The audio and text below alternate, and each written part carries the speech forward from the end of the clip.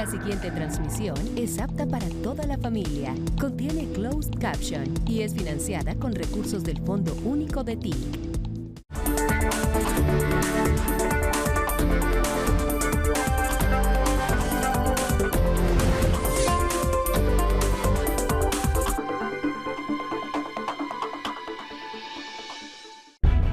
No se trata de pelear por unas monedas, dice aquí ni un solo peso atrás. Pero no es simplemente lo que significa un billete, un papel, un símbolo en el fondo, sino lo que hay detrás de él, que no es más, sino poder tener una existencia digna, una posibilidad para el trabajador hombre, para la trabajadora mujer, de llevar lo indispensable, lo mínimo vital es la palabra para su hogar, que puede estar compuesto de bebés, de niños en crecimiento, de adolescentes. Es el hogar lo que se está defendiendo aquí.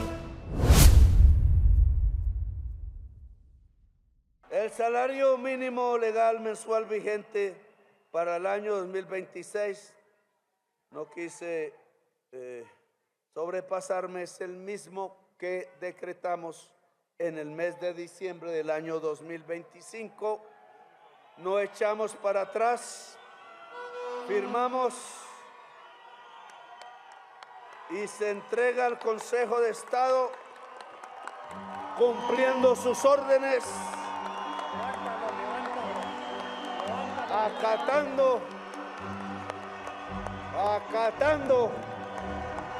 acabar esta obra histórica que es el primer salario vital de la historia de Colombia, o por lo menos de la Constitución de 1991, que aquí entrego. Puede haber presiones para tumbar de nuevo este decreto, y creo que ya no le corresponde al presidente decir qué hay que hacer, porque los derechos y las conquistas del pueblo las hace respetar el pueblo mismo.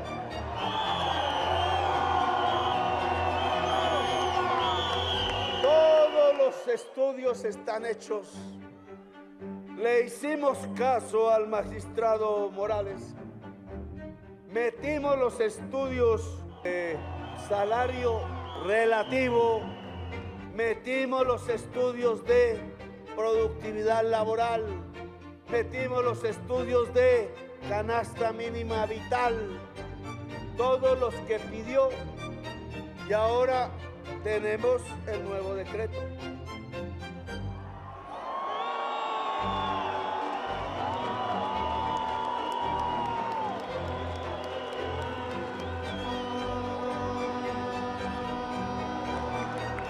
Poniendo los estudios técnicos, científicos de la economía clásica en Colombia, obedeciendo la Constitución Nacional en su orden de salario vital. Este tendrá que progresar el otro año, ojo, no estaré aquí, y tendrá que avanzar con el dato ya completico, porque nos da un poco más, y este año habrá ojalá más productividad, para que el salario vital del año 2027, decretado un 31 de diciembre del año 2026, ojalá por un gobierno no compuesto de vampiros humanos, pueda acabar esta obra histórica que es el primer salario vital de la historia de Colombia, o por lo menos de la Constitución de 1991, que aquí entrego. Porque queremos un salario digno para todo el mundo. Pues venimos a apoyar al presidente Petro porque nos dio una ayuda con el salario vital, porque ningún presidente había hecho esto. la gente trabajadora que mete el hombro, mejor dicho. O por pelear por el salario mínimo, que se mantenga en pie y no lo bajen de donde está ahorita ubicado. Bueno, en realidad, como pobres hemos sido muy azotados, ¿no? Pues no es justo que primera vez en la historia donde se le sube el sueldo a los militares, donde hay un salario mínimo justo, pues es lo que veo, y que lo quieran tumbado, o sea, me parece muy fuera de lugar. Ministro, usted es más joven que yo. Usted me va a decir si la Constitución no dice esto que voy a leer: remuneración mínima, vital y móvil.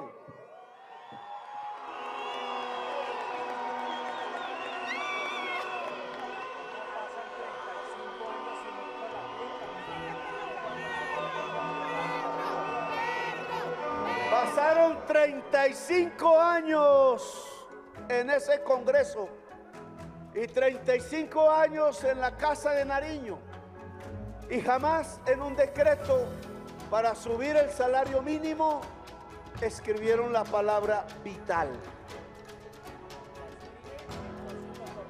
El primero soy yo, ¿cierto?, que le puse salario vital. Y mire todo lo que pasa.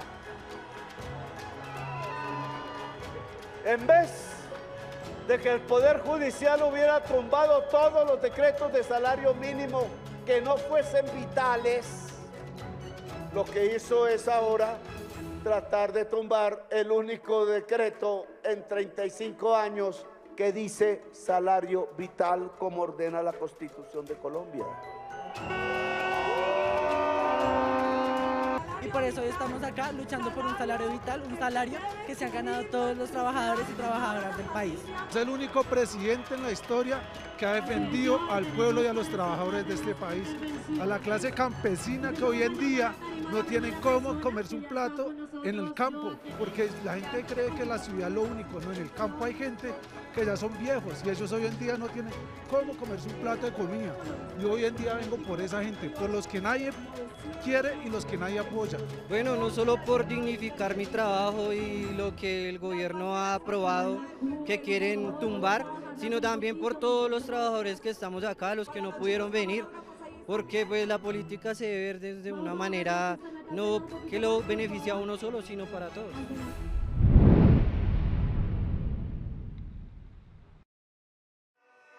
Esa palabra vital, ¿qué significa a diferencia del mínimo? Porque es salario vital si alcanza para llevar la canasta mínima vital al hogar. Y el hogar no es solo el trabajador, puede estar la mujer que a lo mejor trabaja 3 hijos o 2. Y entonces es para comer la mujer, él, los hijos y las hijas. Y cuando se hace ese promedio, ¿cuánto vale esa canasta para no desnutrirse? Entonces nos da 3 millones y pico, 200,000. Y nos da un trabajador y medio por familia. Y si yo hago la división de la canasta mínima vital por el promedio de trabajadores por familia, técnica matemática de quinto elemental, me da 2 millones y pico de pesos. 2.155.000.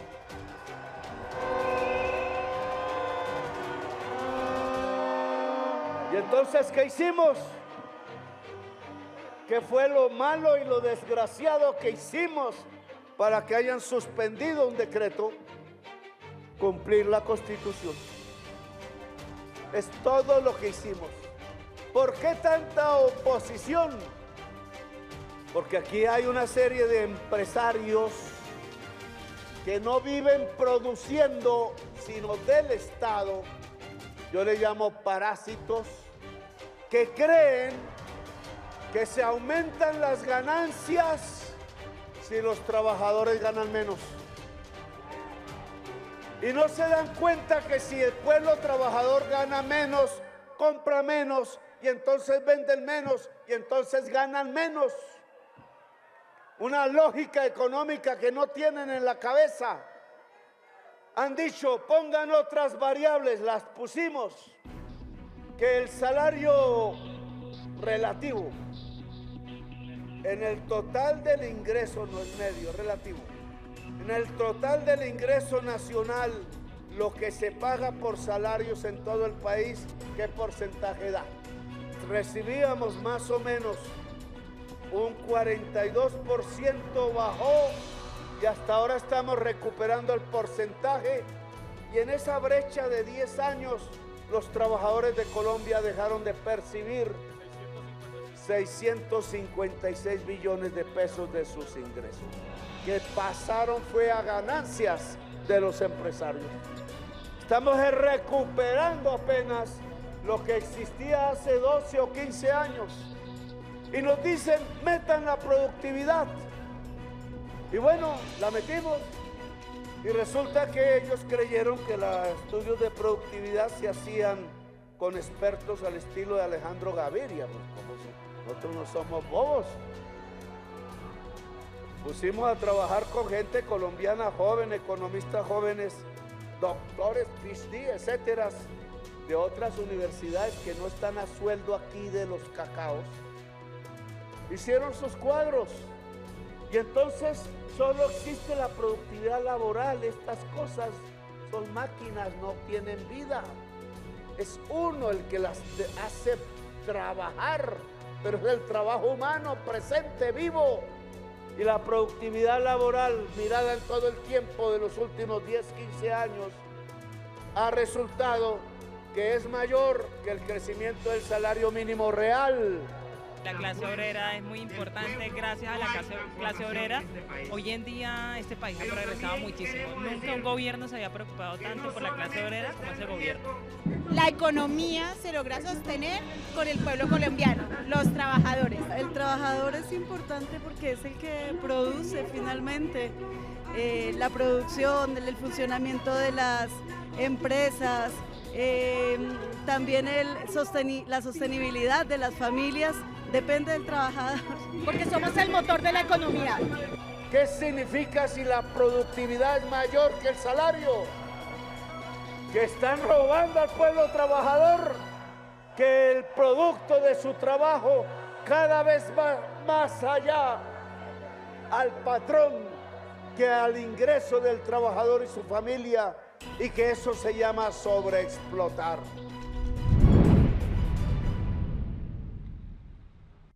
El artículo 53 de la Constitución Política de Colombia ordena al Congreso expedir el Estatuto del Trabajo.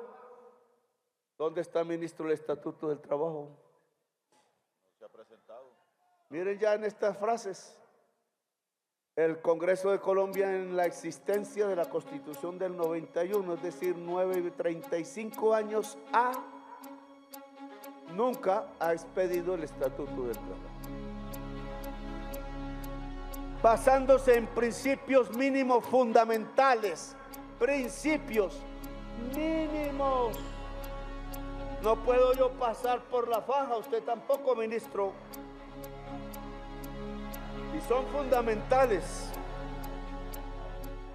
como igualdad de oportunidades. Ojo, es fundamental. ¿Tiene igualdad de oportunidades una mujer al entrar a trabajar cuando hay un hombre en la fila? ¿Le pagan el mismo salario? Si la mujer es un poco más de años que el otro, ¿tiene igualdad de oportunidades? Las personas que tienen color de piel diferente a la de los dueños del país, ¿tienen igualdad de oportunidades en Colombia? Los que no nacieron en Bogotá ni en el Poblado, ¿tienen igualdad de oportunidades en Colombia? El que no saca un título ya como de 40 millones de pesos el semestre en la Universidad de los Andes y lo saca a la Universidad Distrital gratuitamente, espero, ¿tiene igualdad de oportunidades? El pueblo negro sigue en resistencia, el pueblo negro sigue conectado con los programas de un pueblo con dignidad que necesita un salario vital mínimo y que literal necesita la erradicación de la desigualdad en este país. Desde por allá le mandan a decir al país que se mantenga el salario mínimo vital para que la gente pueda tener más ingresos y así haber más consumo y que la familia se pueda mantener, que lleguen más programas sociales al territorio. Y primera vez en la historia de este país han llegado los programas al territorio con el presidente Gustavo Petro. Colombia progresa si hay igualdad de oportunidades, no si la tasa de interés es más alta. Señores del Banco de la República, mentirosos. Colombia progresa si hay igualdad de oportunidades en el país. Se trata de progresar y se trata de abrir las oportunidades de Colombia.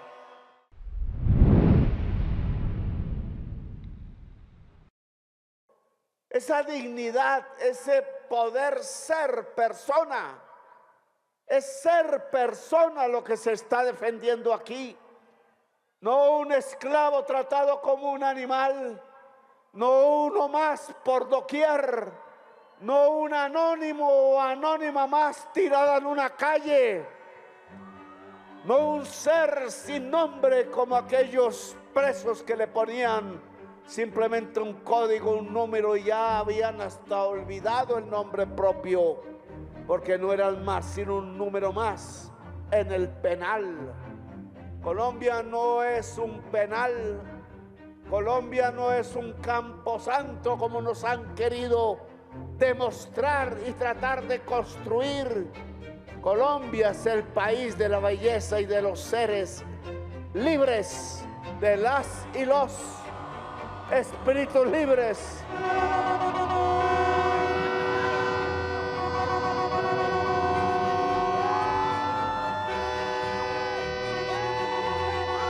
Se le reclama a las instituciones de Colombia, a los partidos políticos, a la ciudadanía en general, es que tengamos un objetivo común, uno de varios. El objetivo común que propongo es que rechacemos la injusticia, que seamos un país justo.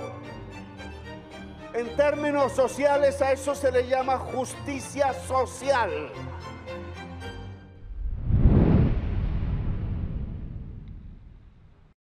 Estoy aquí por la defensa del salario vital para dignificar el pueblo y por la constituyente para poder lograr cambios estructurales y reformas sociales para la dignidad del pueblo. Los poderes constituidos tienen que hacerle caso al poder constituyente. Y el poder constituyente puede reunirse cuando se le dé la gana, si es mayoría en Colombia.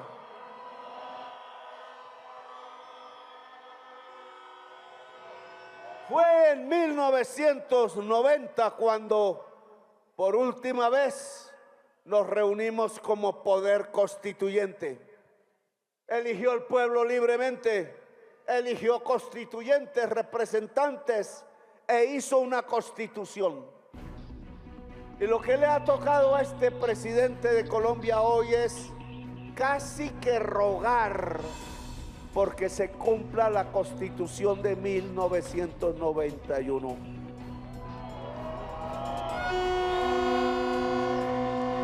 Casi único en la historia contemporánea mundial que un presidente tenga que pedirle a las instituciones constituidas que apliquen la constitución que rige y manda. Y no lo hacen por una realidad que es la que tenemos que cambiar, que tenemos que transformar para que Colombia sea un país que progrese y progrese abriendo las puertas de las oportunidades a toda la gente de Colombia. Si se quita un derecho fundamental, la persona deja de ser persona, la vuelven cosa, la vuelven rebaño la vuelven rebaño electoral a la que le compran el voto para conducirla como robot al propio suplicio, al lugar donde la van a desangrar. Y sabemos qué ha pasado en el Congreso de Colombia, sabemos qué ha pasado en el Poder Judicial, sabemos qué ha pasado en la Casa de Nariño. Por ahí, por ninguno de esos recintos podemos decir qué ha pasado con dignidad el pueblo trabajador, la mujer de los tintos, la gente pobre de Colombia o la clase media que aspira a estudiar. Y creen ellos que las normas, las leyes, los decretos, las sentencias deben hacerlas ellos a su acomodo, a su manera de pensar, a sus intereses de bolsillo. Son los ricos de Colombia, los más ricos, no me refiero ni siquiera al estrato 6, me refiero a los mega ultra ricos de Colombia que no viven en Colombia. Y quieren que las leyes sean para ellos. Por eso nos vamos llenando de los problemas que nos van aquejando y nos van estrangulando como nación y no nos dejan ver la realidad, el bosque. Y es que estamos situados en uno de los países más ricos del mundo. Y yo tengo que decir que uno de los más hermosos y poderosos de la existencia. No nos dejan ni siquiera el derecho a sentirnos orgullosos. Porque ¿quién tiene un país como este? Los que han salido podrían decirlo, que es difícil encontrar un sitio en donde uno aquí en cualquier parte lo encuentra y pueda mirar a las nubes o a la hierba y caminar descalzo y decir, oiga, este país me da felicidad de estar aquí. Aquí quisiera morir, piensa uno. ¿Dónde quisiera morir uno? En algún rincón de Colombia, quizás mirando el mar o mirando las montañas o las palmas de cera o las orquídeas o muchas orquídeas, o mirando su historia, su hidalguía, o mirando simplemente cómo la brisa le pega a uno en las mejillas y le da un último beso de patria querida.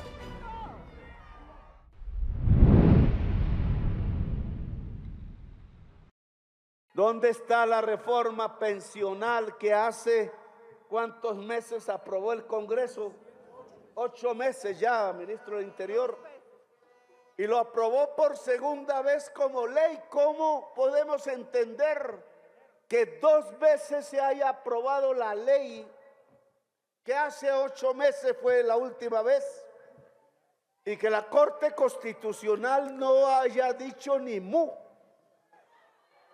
¿Y acaso es que no ha muerto gente vieja en este momento por su edad? En 8 meses, ¿cuántas personas que podían haber tenido el derecho a una pensión no se lo dejaron disfrutar? ¿Dónde estará mi amigo con el cual comencé esta lucha allá en un barrio del centro de Bogotá y que habló aquí en público? Ya han pasado 8 meses más. No es posible que desde que inicié mi gobierno metí la reforma a la salud. No es posible que después de haber logrado que entrara esa reforma a la salud ya esté terminando mi gobierno y ahí sigue. Los senadores de la Comisión Séptima, el señor Pinto, que ¿cómo es que son los nombres? Nadia Blel. Nadia Blel ya con la gente de su pueblo inundado. Honorio Enríquez, etcétera. Las que hablan del evangelio y no permiten la pensión. No es posible. Lo cierto es que se presentó una ley para reformar la salud que nosotros hemos practicado de una parte, pero no hemos podido avanzar de otra porque necesitamos la ley para que las EPS dejen de ser aseguradoras financieras y por tanto dejen de tumbarse la plata en Colombia. Y los resultados de lo que hemos hecho sí pueden presentarse, Guillermo Alfonso. Lo que pasa es que aquí sí me queda pequeño este celular para mostrarles los datos y los presentamos en grande, pero la prensa, para tapar los hechos, nos puso una víctima del cartel de la hemofilia como si fuera nuestro. Hicimos una operación matemática, se llama así: comparativo de reducción acumulada de muertes en menores de 5 años, muertes de niños, niñas, por el periodo presidencial. Cogimos los 4 últimos para no... Colombia 2006-2025.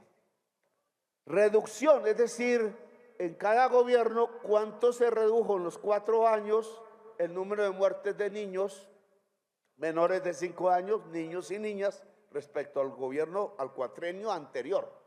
Bueno, voy a dar la cifra. Ya vieron, Uribe 2, 2.959, reducción de muertes.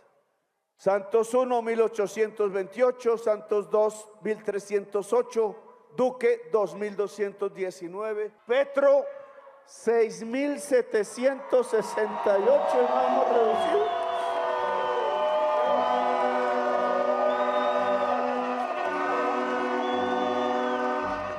Pero ¿qué significa esta cifra? Que el gobierno y sobre todo las reformas que hemos hecho a la salud en un sentido que es crear un sistema preventivo que todavía es imperfecto, pero ya cubre a toda Colombia ya.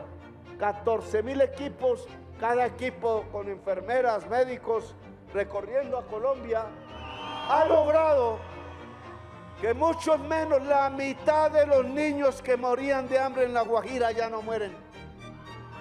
Y si vamos sumando, entonces es que he producido la caída más grande en la historia de Colombia en la muerte infantil. ¿Y qué es Colombia si sus niños y niñas están vivos? Si mueren menos. No estamos avanzando, no es ese el verdadero progreso indispensable, que al menos los bebés que tenemos no mueran en la cantidad que antaño morían por falta de atención, por falta de un cuidado previo.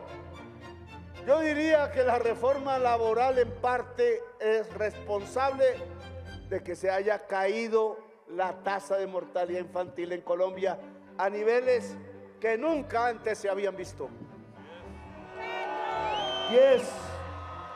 Y lo decíamos acá, porque simplemente el que una madre de familia en la ciudad de Bogotá pueda llegar más temprano a abrazar despierto a su hijo o a su hija y pueda salir al trabajo despierto su hijo y su hija y abrazarlo y apapucharlo, ¿cómo es que dicen?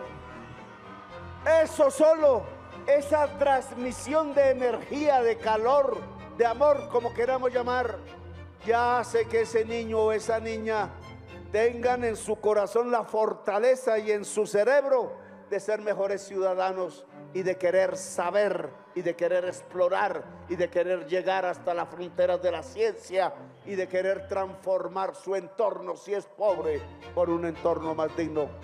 Y lo estamos logrando, y estos son los números.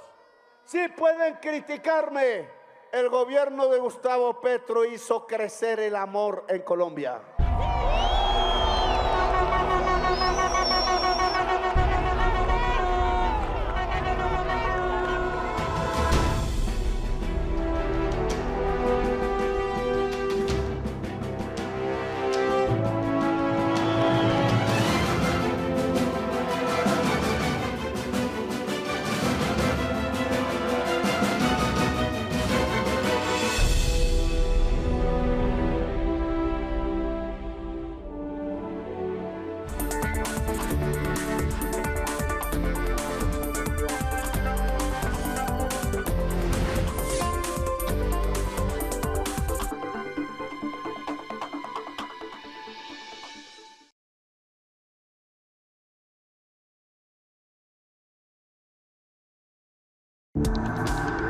Este contenido fue financiado con recursos del Fondo Único de TIC.